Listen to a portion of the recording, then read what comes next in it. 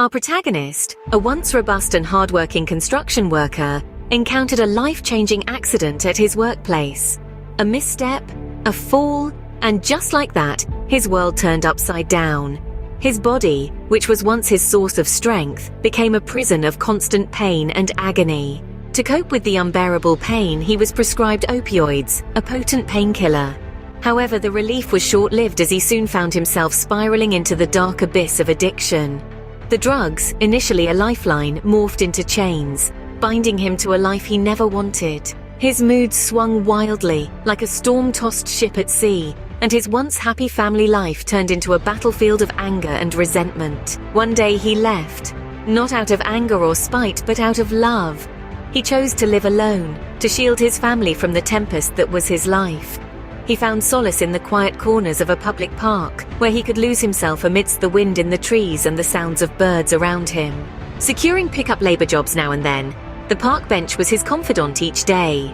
His nights were filled with loneliness and regret. Yet, in the darkest hour, the faintest light shining in the day upon the weathered green paint on me, the park bench, absent other visitors, put a tiny smile on his face. And for our man, the constant rhythm of park life became the one thing anchoring his day. The park, with its unchanging serenity, began to help him weather the storm of addiction. The chirping of birds at dawn, the rustling of leaves in the wind, the laughter of children playing. All these sounds became a symphony of life that slowly but surely stirred something within him. One day, he rose from his bench, not out of restlessness, but with a newfound resolve. He walked, not aimlessly as before, but with purpose.